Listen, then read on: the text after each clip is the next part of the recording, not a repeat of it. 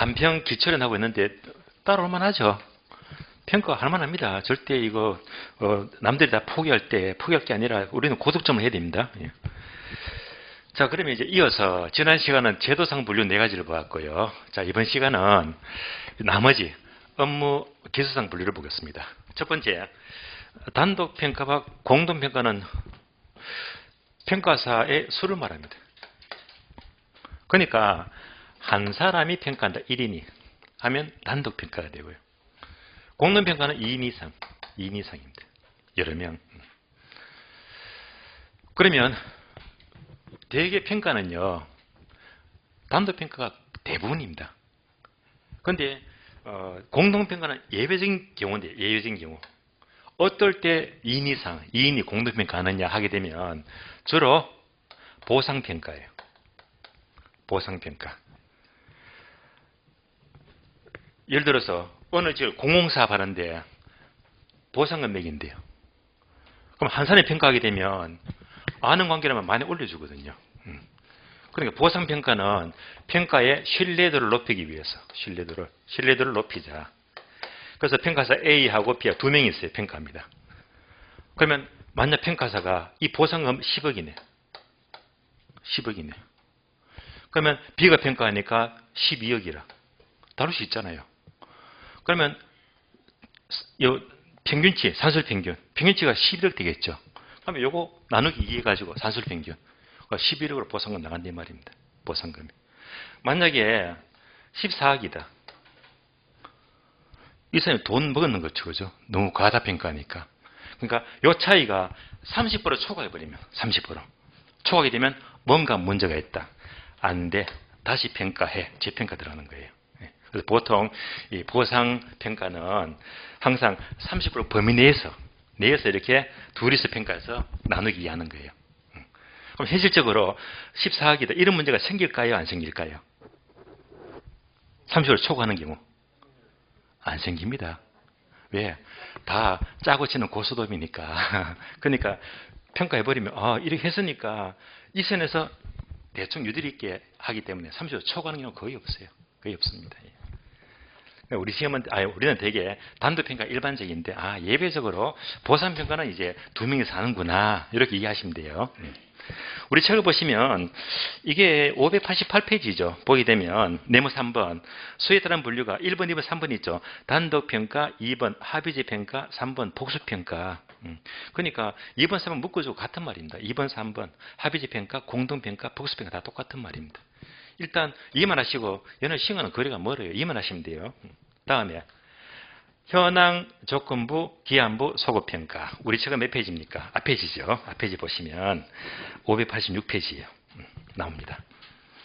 얘는요, 반드시 알아야 됩니다. 그럼 얘가 뭐지? 얘는 평가의 시점을 말해요. 시점. 현황 평가는 말 그대로 현재 시점. 현재 시점으로 평가하면 현황 평가예요. 조건부 평가나 기한부 평가는 시점이 현재가 아니고 미래다. 얘도 미래가 돼요. 둘 다 미래다. 소급 평가는 시점이 과거가 됩니다. 과거. 그러면 현재 시점으로 평가한다. 현황 평가 어려움 없잖아요. 패스할게요. 다음에 조건부 평가나 기한부 평가는 둘 다 시점이 미래인데 이 차이점은 여러분들이 민법 공부하시면 법률행위 공부하시잖아요. 법률행위 중에서도 조건부 법률행위, 기한부 법률행위라고 공부를 앞으로 하실 겁니다. 그러면 이제 이 조건부 하게 되면 얘는요. 장래 도래가 불확실해요. 불확실하다. 기한부는요. 장래 도래가 확실합니다. 이 차이점이죠. 불확실하고 확실하다. 이 차이점입니다. 예를 들어 볼게요. 예를 들면 자, 내년 시험이 2022년 10월 29일이죠. 토요일, 마지막 주 토요일 시험 치잖아요. 33회 시험. 그러면 신랑이 이제 부인한테 이런 얘기 합니다. 당신 내년 시험을 치러서 만약 합격한다면 이제 그랜저 신청 나오죠. 예. 그랜저 한 대 뽑아줄게. 와, 조건 좋죠. 예. 이러면 여러분들은 합격하실래요? 안 하실래요? 기를 쓰고 해야 됩니다. 그죠? 그런데 합격할지 안 할지는 알 수가 없어. 하나님도 몰라요. 만약 이건 합격할지 안 할지 모르잖아요. 얘가 뭐지? 장래도래가 불확실합니다. 조건부입니다. 만약 조건을 바꿔볼까요? 예를 지어볼게요. 이렇게. 합격 여부를 떠나서 당신이 내년 시험만 친다면 그런데 뽑아줄게요. 얘는 무조건 이하는 다가오잖아요. 도래가 확실하잖아요. 기한부. 예. 되시겠죠. 예. 우리 시험하니까 되게 요즘 특히 20, 30대가 많아지고 있고 20대층이 또 되게 이제 20, 30, 40, 50대지만은요 10대가 공부하는 케이스가 드물잖아요. 저희 학은 야간반이 있죠. 야간반에 고등학생이 공부해요. 고등학생이 이 공부를 하고 있더라고요. 그래서 물어봤습니다. 야, 너 엄마가 시켰니? 아빠가 시켰니? 물어보니까 아빠가 시켰대. 아빠가. 기가 막힙니다. 제가 강의하면서 한 6년 된 전인가요. 그때 지방이 이제 마산 쪽인데 그때 이제 강의하다 보니까 14살짜리가 중학교 2학년입니다. 걔가 공부를 하는 거야. 1차 합격했어요. 최연소 합격으로 제가 합격을 배출시켰거든요. 예. 그렇게 어린애도 봤는데 아니 고등학생이 어떻게 이 공부를 하냐 물어봤더니 아빠가 하라고 하는데 학교 공부를 떠나서 이 자기만 따가지고 제대로 하면 뭐 사는데 걱정 없다면서 그냥 학교 성적과 관계없이 열심히 하래요. 자기만 따래요. 그러면 사준대. 사준대. 조건부. 예.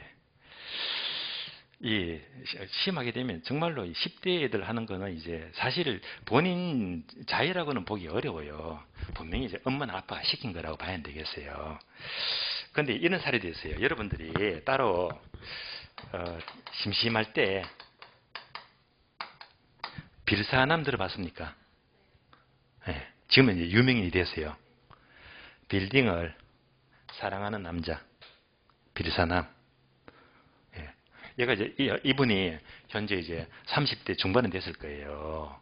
그래서 이분이 쓴 책이 빌딩. 얘는 이제 이 사람은 주로 빌딩 전문으로 강남에서 빌딩 전문이거든요, 중개사. 예. 근데 이 친구도 언제 19살 때 결심합니다. 광명에 살다가 집안이 너무 안 좋았거든요. 완전히 흙수저.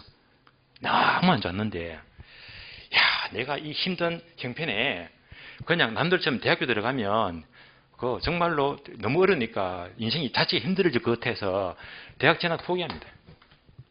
바로 중개사 도전하는 거예요. 중개사. 예. 합격하고 군대 갔다 오고 예. 바로 들이대 버립니다. 강남으로 쳐들어가요. 빌딩을 승부가 걸자. 예. 그래서 몇 년 만에 계속 건물주 만나고 하니까 시야도 넓어지고 커지고 예. 성공했잖아요. 빌사남.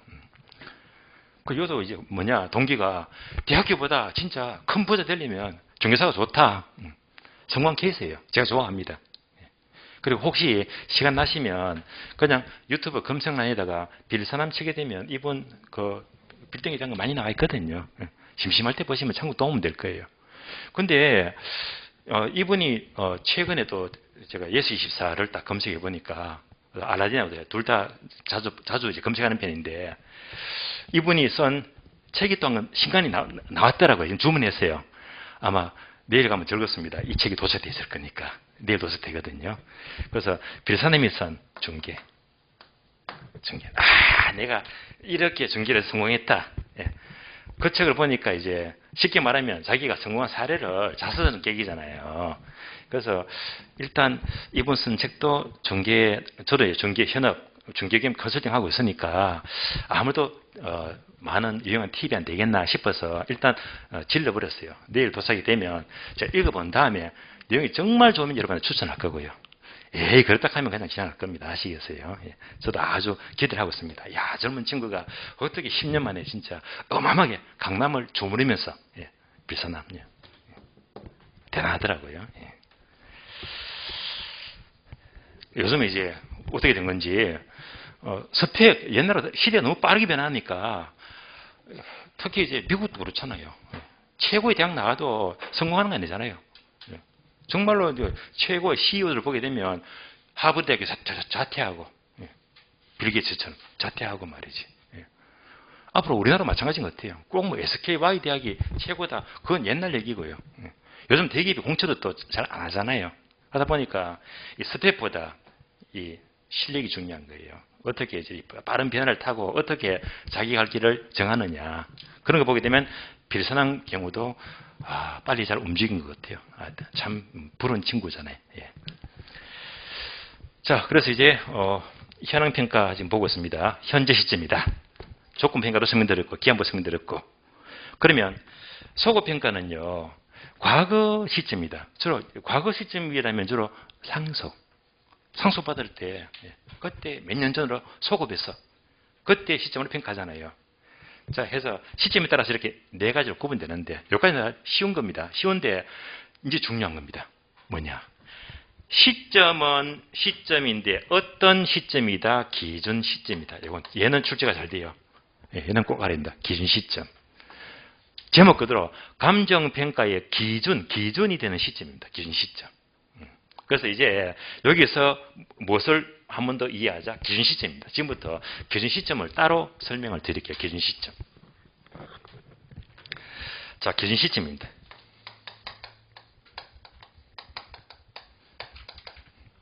그러면 이제 여기서 봤잖아요.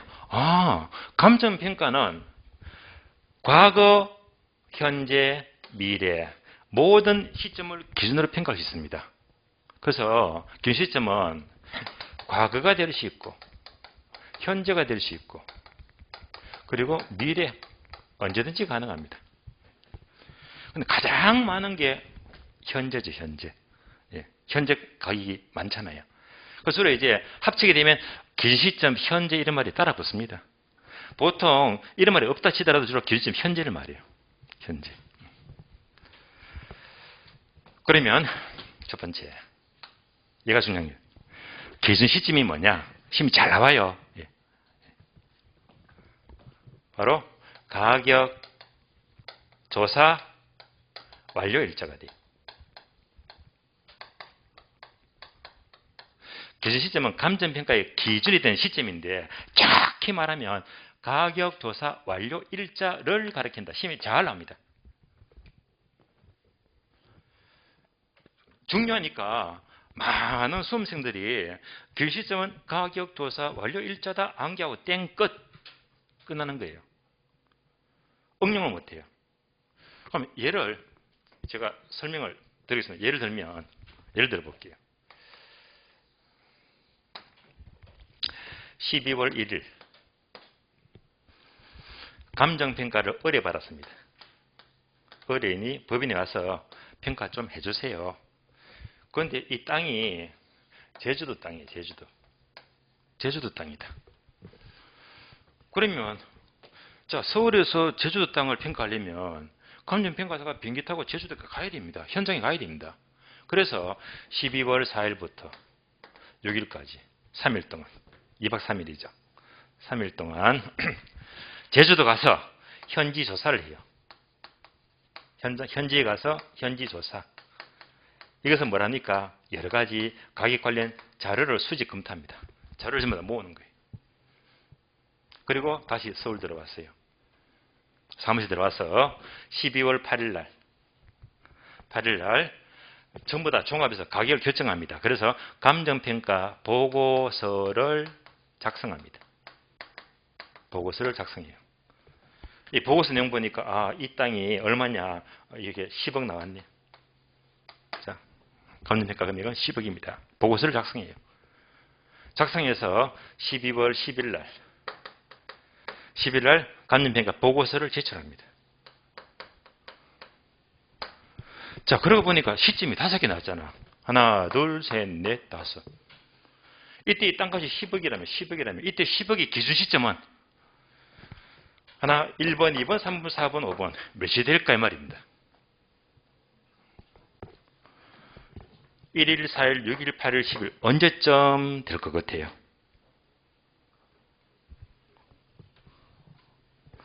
어떤 분은 4일, 어떤 분은 6일, 어떤 분은 8일 가십니다. 정답은 뭐죠? 여기 있잖아요. 네. 기준 시점은 가격 조사를 완료한 일자, 완료. 그러면 이때 가격 조사 완료 일자가 현장에 제주도 갔잖아요. 현지 조사가 다른 말로 가격 조사가 돼요. 언제 끝났다? 6일날. 예. 모든 재료가 여기서 끝났잖아.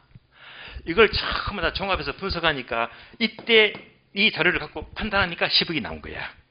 그러니까 이렇게 보니까 이때 기준 시점은 바로 12월 6일이다. 가격 조사 완료 일자. 되시겠죠? 두 번째. 기준 시점은요. 기준 시점은 감정평가 보고서에 반드시 적어야 됩니다. 필수적 기지사항이다. 필수 기지사항입니다. 감정평가 보고서에 이 날짜가 안 들어가면 무효입니다. 무효. 의미가 없어요. 반드시 적어야 되지. 그럼 틀린 말은 임의적 기지사항 하면 틀린 말이지. 반드시 필히 적어야 됩니다. 세 번째 꼭 기억합니다. 중요해요. 변동의 원칙입니다. 변동의 원칙이다. 자, 이건 뭐냐면요. 부동산 가격은 항상 변동하잖아요. 어떤 부동산이, 자, 10억, 이렇게, 10억 하게 되면 10억. 이게 오늘 현재인지, 6개월 전인지, 1년 전인지, 1년 뒤인지, 언제까지인지 밝게 되거든요. 가격은 항상 변동하기 때문에 시점을 분명히 밝게 됩니다. 따라서 기준 시점에 근거되는 원칙 하게 되면 변동의 원칙입니다. 우리 시험은 변동을 싹 지워버리고 뭘 집어넣지? 예측의 원칙이다. 요거 집어넣어요. 그러면 틀린 말입니다. 자, 확인되죠? 제가 두 개 강조했습니다. 가장 중요한 것, 기준 시점은 뭐? 가격조사 완료 일자. 근거는 뭐지? 변동의 원칙이다. 공부 끝. 예. 이러면 여러분들은 100점에 100점. 확실히 공부하는 거예요. 자, 그래서 시점에 따라서 과거, 현재, 미래, 현황, 소급, 기한보고 쓰는 게 아니고 이때 시점이 뭐지? 기준 시점. 얘가 시험이 잘 나온단 말입니다. 다시 우리 책을 봅니다. 책을 보게 되면 587페이지 보세요. 587페이지 맨 끝에 보시면 색칠 네모 두 개 나오죠. 예, 얘가 그대로 나옵니다. 자, 첫 번째 네모 보게 되면 감정평가 규칙 제2조 2호에는 기준시점의 의의가 뭐냐?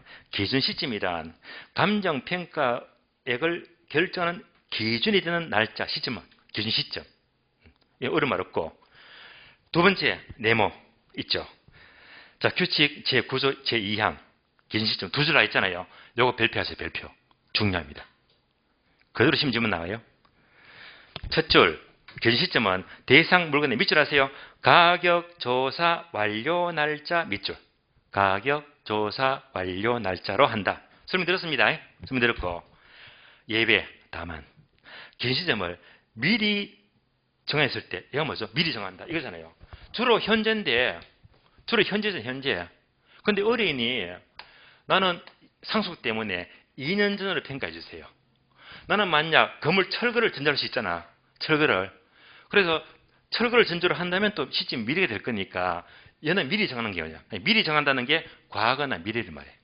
과거나 미래. 따라서 시점을 미리 과거나 미래를 정할 때에는 그 날짜에 가격 조사가 가능한 경우에만 시점을 할 수 있다. 이 말은 뭐냐면 자 보세요. 자, 얘가 오늘이 12월 22일이죠. 예, 주로 이제 현재 시점인데 어른이 돌아가셔가지고 다툼에 분쟁이 생겼는데 상속. 그래서 3년 전에 상속을 다 남겼다. 이혼을. 그러니까 이때 기준으로 평가해 주세요. 3년 전이라면 가격 조사가 가능합니다. 왜? 그동안 통계자료 보게 되면 여러 가지 지가 변동률 자료 다 나와 있거든요. 이때는 평가 가능합니다. 그런데 50년 전으로 평가해 주세요. 너무 오래됐잖아요. 이런 자료는 자료가 거의 없어요. 이러면 평가 불가능입니다. 그러니까 어린이 이렇게 미리 정한 경우에는 가격조사가 가능했을 때 이럴 때 평가가 가능하지 이럴 때는 평가 못한다 이 말입니다. 이런 말이에요. 자, 그래서 이건 중요합니다. 가격조사 완료 날짜하고 미리 정해지게 되면 조사가 가능한 경우면 얼마든지 평가를 할 수 있다는 말입니다. 그러면 이제 다음 페이지 보시면 자 OX 지문이 있죠. 1번. 이제 기술 문장인데 바로 볼 겁니다. 개시 시점은 대상 물건의 가격조사를 개시한 날짜 바로 틀리지. 완료한 날짜. 완료. 개시가 아니잖아요. 개시한 날짜는 요거잖아요. 4일이지 4일. 얘가 아니잖아. 완료 날짜 6일. 예. 그래서 개시한 날짜 틀리고 완료한 날짜. 이렇게 이해를 하는 거예요. 이해를. 한번 이해하게 되면 지문이 쉽게 보여요. 그냥 안개버리면 응용이 안 돼. 자, 여기까지 봤습니다. 해서 여기서는 뭐가 중요하지? 기준 시점이 중요합니다. 이어서 자 1차, 2차, 3차 수준의 평가. 얘는 이해하시면 돼요. 얘는 뭐냐? 우리 책은 몇 페이지 있죠? 1차, 2차, 3차가 바로 밑에 나오네. 네모 4번. 평가 수준에 따라서 1차, 2차, 3차 수준. 자, 설명 따라옵니다. 얘는 뭐냐? 전문성을 말해요. 자, 힌트. 숫자가 높아질수록 전문적이다. 힌트 드렸습니다. 자, 가장 전문적인 평가는 몇 차 수준? 3차. 3차. 그러니까 얘는 뭐지? 가장 전문적이니까 전문가. 전문가. 감정평가 가장 전문가가 누굽니까? 감정평가사. 예. 감정평가사가 평가하면 3차 수준을 평가되는 거예요. 그럼 가장 점수가 떨어진다 몇 차? 1차. 얘는요, 점수가 떨어지기 때문에 얘는 누굴 말하지? 예. 비전문가. 비전문가. 그러니까 일반인들. 가장 비전문가. 그냥 일반인들. 그렇게 보시면 돼요. 그러면 중간에는 2차는 뭐지? 1차도 아니고 3차도 아니고. 그러니까 얘보다는 많이 알겠지. 얘보다 모르잖아요. 그러니까 얘는 바로 일상 업무. 일상 업무. 이건 뭐냐면요. 자격증 가지고 하게 되면 3차잖아요. 자격증이 없으면 내려가. 그런데 얘보다 더 빠삭하게 아는 거라. 예를 들면 일상 업무. 자, 은행에 가보시면 대출 담당 있잖아요. 그분들은 주로 은행 직원들인데 관리평가사는 거의 없습니다. 그냥 직원이에요, 직원. 자격증 없잖아요. 그런데 이 사람들이 대출을 딱 상담하게 되면 빠삭해. 왜? 늘 업무를 다루고 있으니까. 그러니까 이제 중간 수준 2차가 되는 거야, 2차가. 되시겠죠? 이렇게. 그럼 다시 요거 싹 지워볼게요. 이제 평가 빼버리고 여기다 중개를 집어넣자, 중개. 자, 중개활동도요. 1차 수준의 중개활동, 2차, 3차겠습니다. 똑같이 보시면 돼. 그러면 공인중개사가 중개를 하게 되면 몇 차? 3차. 3차. 아무것도 모르는 일반인데 몇 차? 1차. 그럼 2차는 뭡니까? 일상 업무라. 이 사람이 누가 있죠? 중개보조원. 중개보조원은 자격증 없어요. 그런 사람들은 자격증 없지만은 늘 업무를 다루고 있잖아요. 2차 수준. 그리고 생각보다 제 주변에 실무를 해보니까 중개소도 많지만은요, 2차도 많아요. 그리고 2차 수준 이런 사람들은요, 자격증 없을 뿐이지 실무 경력이 20년, 30년 넘어가더라고요. 중개는 잘해요. 근데 더 중요한 건 겁도 없어, 겁도. 예. 막 법정 초과에 막 받는 거 선수입니다, 선수. 돈 더 잘 벌어요. 예. 예. 겁이 없어, 겁이 없어. 여러분, 자기 따시면 겁이 많아가. 왜? 잘못돼 버리면 자기 좀 날아가 버리니까. 예. 이분들은 실력 있고 잘하는데 겁이 없어요, 겁이 없어. 자, 이제 구분되시겠죠? 1차, 2차, 3차. 다음에 참모평가와 수시평가입니다. 참모평가는요. 자, 속해서 한다. 속해서 한다. 예를 들면 은행에 대출계 직원도 담보 평가하잖아요. 그거 보고 평가 올리잖아요. 대출 얼마 가능한지. 그런데 은행의 직원이 평가하는 것은 비록 2차 수준이지만 은행 직원의 평가는 자기를 위해서 합니까? 은행에 속해서 합니까? 은행에 속해서 하는 거잖아. 이런 평가가 참모평가. 어느 기관에 속해서 한다. 수시적 평가는 각 분야의 전문가입니다. 각 분야의 전문가다.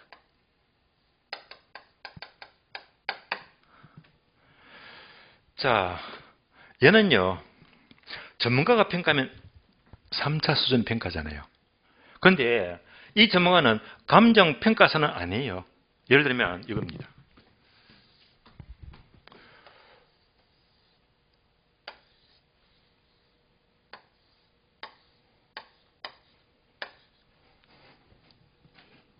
항공기죠. 감정평가사한테 갑자기 항공기를 평가해달래요. 근데 이 평가사는요. 자기 분야가 아니야. 비행기는 타기만 했지 전혀 모르거든요. 그러면 둘 중에 하나야. 나는 이 분야를 모르니까 평가를 바로 각하시키든지 평가를 안 하든지, 아니면 들어왔다면 비행기 항공기 관련 전문가를 불러와서 같이 평가해야 돼. 되시겠죠? 그래서 각 분야의 전문가, 선박평가라든지 또는 항공기평가 같은 경우는 지가 못하니까 그 분야에 박사급 이상의 전문가를 불러와서 같이 어려서 협조해가 평가를 해야 됩니다. 이런 평가가 수시로 전문가를 불러와서 평가하죠. 수시로 평가입니다. 여기까지. 자, 이상 다음 내용이 있죠. 독립평가와 부분평가, 일괄, 구분 부분평가는 이제 다음 페이지 보시면 나오잖아요. 네모 6번인데요. 6번 보게 되면 독립평가, 부분평가, 다음 페이지 보시면 또 이제 590페이지 괄호 2번, 일괄, 구분, 부분평가. 이 내용들은요.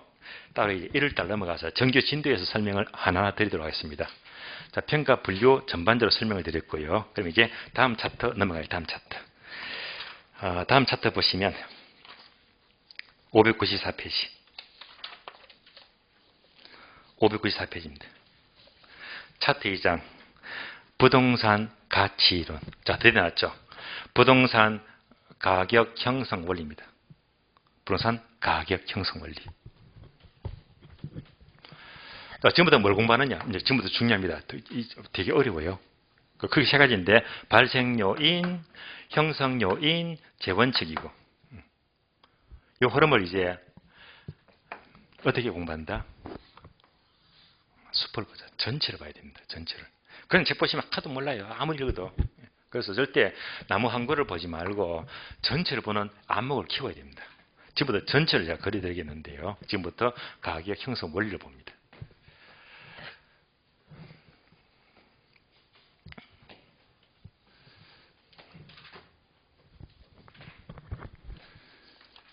지금 같이 지금 페이지가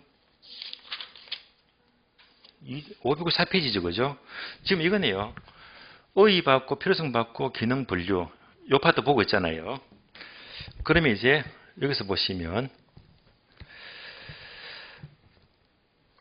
자, 계속 가치론이니까 아직까지 기초론이네요. 아직 덜 끝났네요. 보시면 기초이론. 자, 보겠습니다. 자, 부동산 가치 개념. 지금부터 설명을 체계를 잡자면, 자, 우선 전체를 봅니다. 전체를.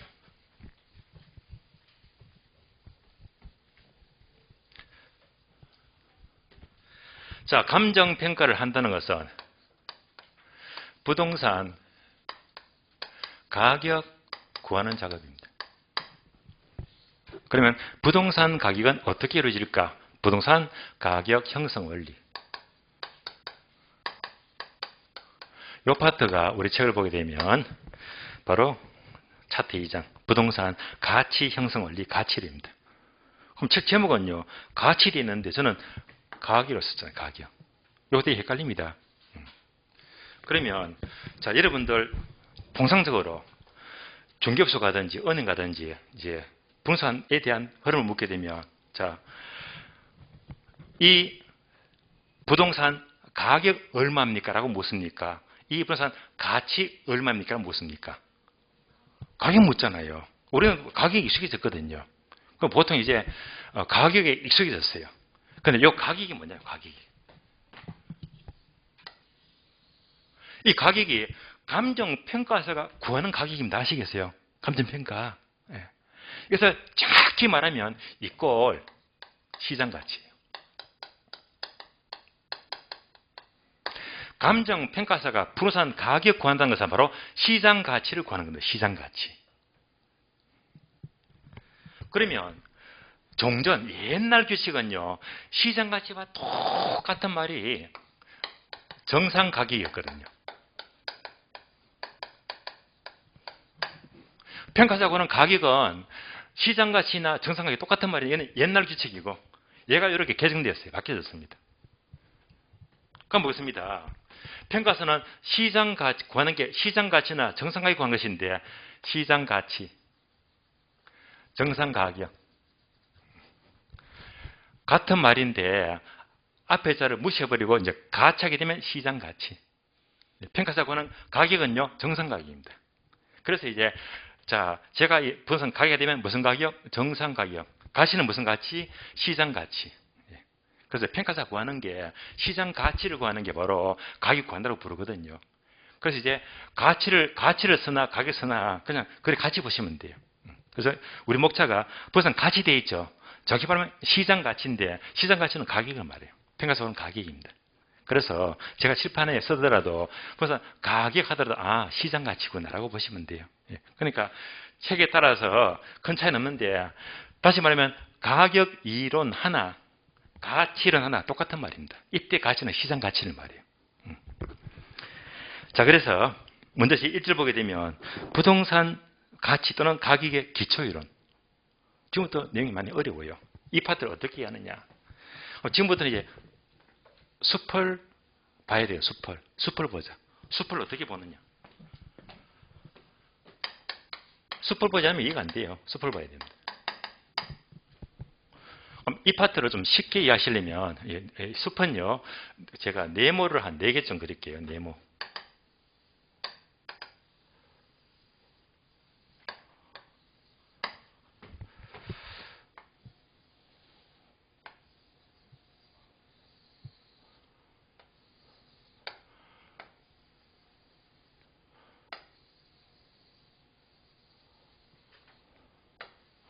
얘가 전체가 돼요.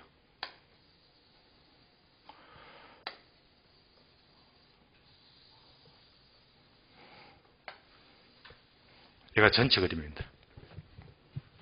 그래서 첫 번째 네모가 바로 부동산 가격입니다. 다른 말로 시장 가치는 말이에요. 시장 가치. 그럼 이때 이 가격은 이 첫 번째 네모 얘를 공부하는 게요. 우리 책은 594페이지 제1절 부동산 가격의 기초이론. 첫 번째 부동산 가격의 기초이론입니다.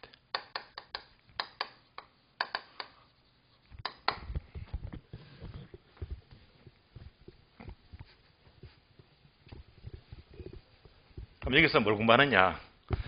첫 번째 부동산 가격 또는 가치의 본질이 뭡니까? 첫 번째 본질. 두 번째, 부동산 가격 또는 가치의 이중성이 뭡니까? 이중성.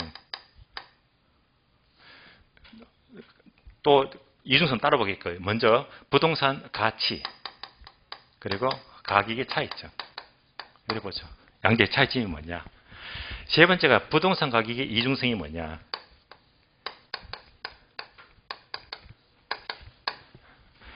자, 네 번째가요. 부동산 가격 또는 가치의 특징이 뭐냐? 특징. 다섯 번째. 자, 평가사 구하는 가격이 뭐라 했죠? 시장 가치. 평가사 구하는 가격 또는 시장 가치에 대한 흐름을 요 다섯 가지만 아시면 되는 겁니다. 여기까지가 이제 1번 목차가 되고요. 자, 다음에 우리 책을 보시면 쭉 넘어갑니다. 605페이지. 605페이지. 자, 605페이지는 제2절. 부동산 가격 또는 가치의 형성 요인과 발생 요인. 그러면 먼저 형성과 발생 요인은 두 번째 네모입니다. 두 번째 네모가 바로 구체적으로 부동산 가격은 이렇게. 구체적으로 어떻게 발생합니까? 발생 요인입니다.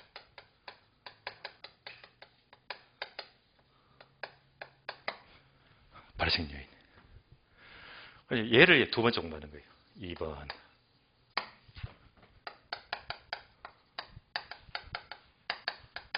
가격의 발생 요인입니다. 발생 요인은 우리 책을 보시면 발생 요인이 609페이지입니다. 609페이지 보게 되면 자, 가치 또는 가격 발생에는 목차가 4개 나와요. 1번 효용 또는 유용성. 다음 페이지 2번 유효 수요. 3번 상대적 희소성. 4번 이전성 4가지입니다. 그래서 옮겨볼까요? 첫 번째 유용성. 두 번째 상대적 희소성.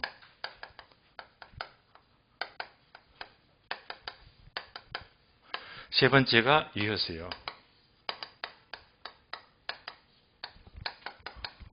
자, 일단 요 세 가지가 일반적이거든요. 한 개 더 있으면 이제 이전성인데, 일단 세 개만 저기 가장 일반적이니까. 얘를 줄여가지고, 유상유 이렇게 불러요. 유상유. 유상유. 따라서, 유상유 세 가지의 상호작용에서 구체적으로 가격을 발생을 시키고 있습니다. 발생 요인. 얘를 공부하는 거고요.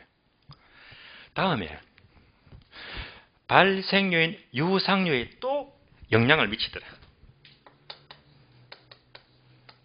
이렇게 영향을 미쳐요. 영향을 미치는 것이 바로 형성 요인입니다.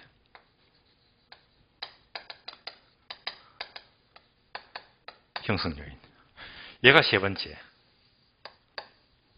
부동산 가격 또는 가치 형성 요인입니다.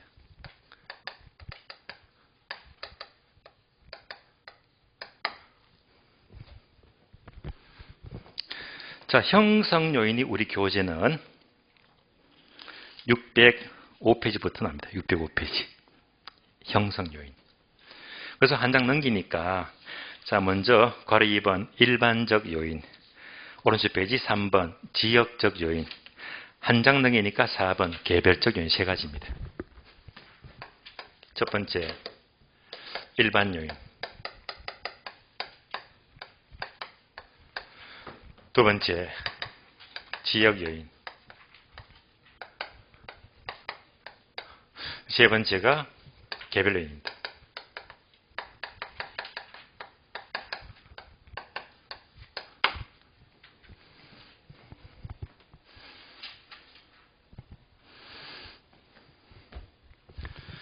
그런데 흐름은요, 이때 지역 요인을 분석하자. 얘가 바로 지역 분석입니다.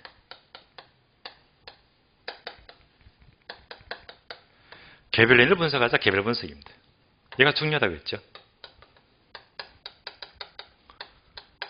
32회 때 시험도 출제가 되었고요. 그래서 지역 분석과 개별 분석이 우리 책을 보시면 613페이지입니다. 613페이지. 자, 지금 전체를 보고 계세요. 이렇게 봐야 되고요. 다음에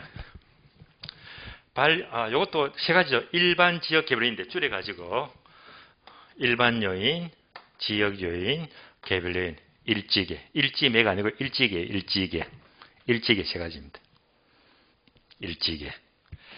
그래서 부동산 가격은 발생인 유상률로 발생이 되고 다시 영향을 주는 게 일찍의 세 가지가 영향을 미치면서 영향을 미치는데 그중에서 중요한 것은 바로 지역 분석과 기록 분석이고요. 다시 이 전체에 일정한 법칙성을 부여해요. 일정한 법칙성을 부여하자. 이것이 바로 부동산 가격 재원칙입니다. 가격 재원칙이다. 가격 재원칙이 다음 차트 나와요. 다음 차트 한참 넘어가 보시면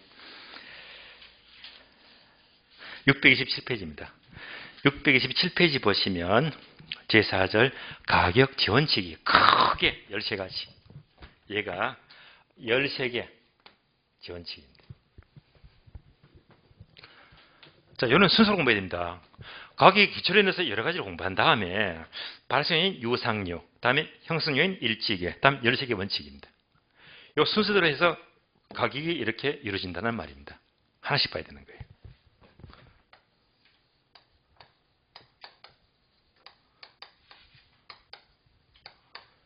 그래서 이 틀을 잡은 다음에 내가 도대체 어디서 공부를 하고 있는지 요 틀에서 맞춰가면서 공부를 해야지 체계가 잡히는 것이지.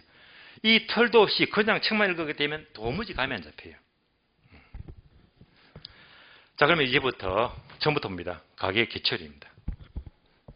자, 그러면 교재 원래 페이지 보시면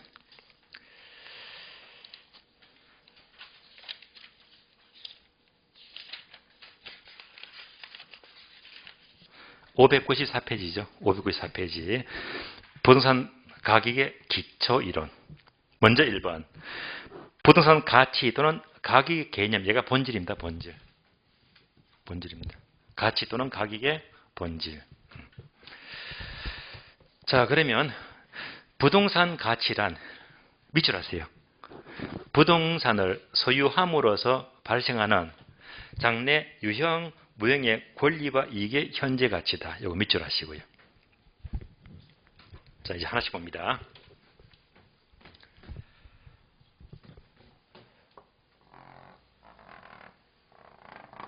먼저 가격의 본질입니다.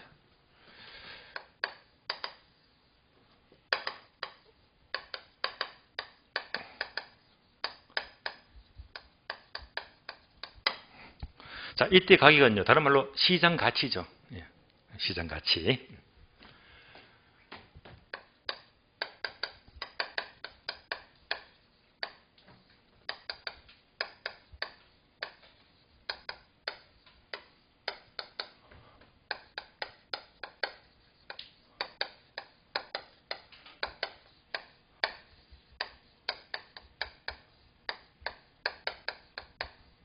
자, 부동산 가격의 본질은 소유에서 비롯되는 장래 모든 이익의 현재 가치다 라고 밑줄 끊는데요. 여기서 키워드는 소유에서 비롯된다. 장래 이익의 현재 가치다. 이 두 단어가 핵심 단어가 돼요. 자, 소유하게 되면 소유권 들어보셨죠? 소유권. 얘는 바로 권리의 가격입니다. 땅은 절대 못 움직이니까 땅 그 자체를 사고 팔 수가 없어요. 소유권이라는 권리를 사는 거예요. 그래서 부동산 가격은 무슨 가격? 그 땅 자체 가격이 아니고 바로 소유권이라는 권리 가격입니다. 권리를 사는 것입니다. 권리. 일반 동사는요, 편의점에 가게 되면 콜라 한 캔 주세요. 바로 콜라 한 캔 들고 1,400원, 1,200원 주면 그만이잖아요. 물건 자체를 사는 건데 부동산은 돈 주고 들고 올 수가 없잖아요. 그러니까 바로 권리를 사는 것이다. 동산과 달라요. 다음에 부동산은 장래를 사는 것이다. 동산은요, 편의점 가서 콜라 한 캔 주세요. 현재 콜라 한 캔 이렇게 들고 돈 주면 그만입니다. 끝나는 거잖아요. 그런데 일반 동산은요, 현재 물건 사는 건데 부동산은 현재가 아닙니다. 이런 말이 있잖아요.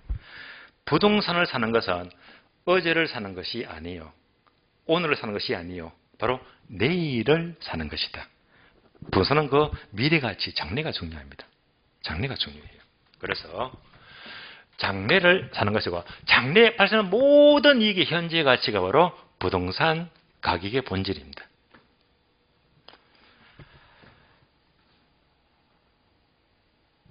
그러면 장래 이익이 현재 가치 하니까 이것을 한번 비교해 볼까요? 이 장래 하니까 부동산 가격의 본질이 여러분 공부하시는 공인중개사 자격증의 본질과 비슷합니다. 자격증. 공인중개사. 자격증입니다.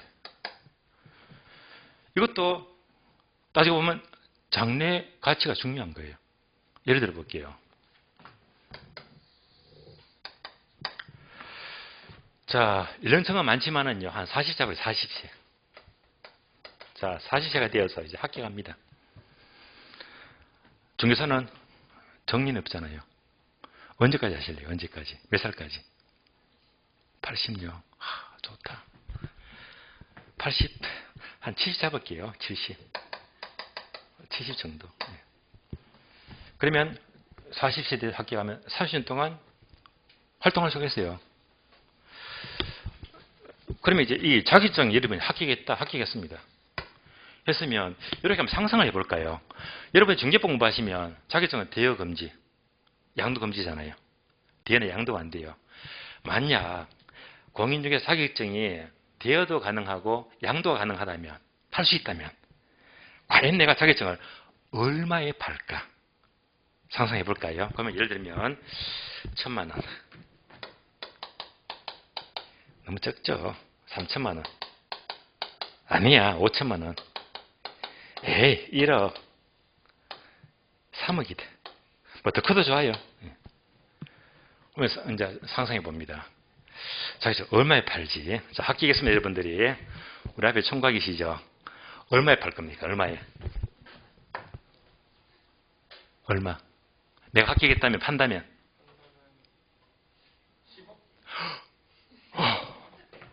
아직 젊으니까 벌 게 많다 그네, 그죠? 10억. 와, 세다. 뒤에 분 얼마에 파시겠어요? 판다면. 네. 판다면 얼마 정도? 5억. 예. 우리 옆에 분 얼마? 3억. 보세요. 이제 이 가격이 다 다르잖아. 이제 이렇게 나왔잖아요. 그죠? 네. 자, 그러면 합격했어요. 우리 자격증 합격했는데 한 달에 월 200원 벌어야지. 꼴란 200만 원 벌려고 이 자격증 공부하겠습니까? 그건 아니잖아요.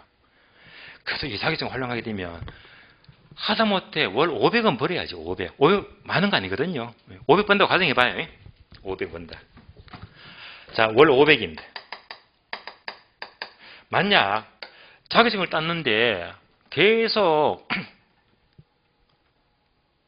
개업 안 하고 집에 처박아 둡니다. 그러면 장래 가치가 제로지. 이러면 공부하지 마세요. 계속 수익이 제로인데 아무 가치가 없는 거잖아요. 이걸 무시하고 이제 월 500을 번다고 가정해봐요. 그러면 곱하기 12달 곱하게 되면 1년치가 나오죠. 그러면 얼마 됩니까? 6천만 원. 월 500 번다면 연봉이 6천만 원입니다. 근데 몇 년 동안 벌지? 30년. 예. 여기다가 곱하기 30년 하면 돼요. 그럼 얼마가 되지? 18억입니다. 여러분이 이 자격증 활용해서 40부터 70까지 월 500만 번다 하면 이 자격증 가치가 18억이에요. 18억. 어마어마합니다. 그러니까 자격증의 본질도 현재 합격이 주는 게 아니고 내가 시험을 쓸 때 매월마다 얼마씩 들어와요? 500. 계속 번다면 요새 모든 가치 합이 18억입니다. 18억. 이것의 현재 가치를 따지게 되면 여러분들이 10억, 5억, 3억 했잖아요. 그래서 이 자격증도 한마디로 과거는 현재가 아니라 장래가 중요한 거예요. 부동산도 마찬가지입니다. 내가 만약 상가를 분양받았다.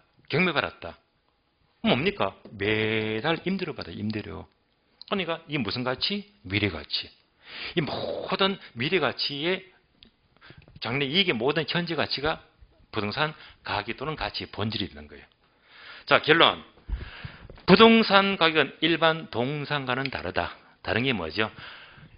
동산처럼 물건을 사는 게 아니라 소유권, 권리를 사는 것이고 현재보다 장래가 중요합니다. 장래 모든 이게 현재 가치다. 이 두 가지입니다. 권리를 사는 것이다. 장래가 중요하다. 이것이 이제 가격의 본질입니다. 본질. 자, 본질 설명드렸고요. 다음에 이제 목차 2번. 가치 이중성은 잠시 보류하고 쉬었다가 나머지 가치 가격, 나머지 내용은 다음 시간에 계속 보도록 하겠습니다. 쉬겠습니다.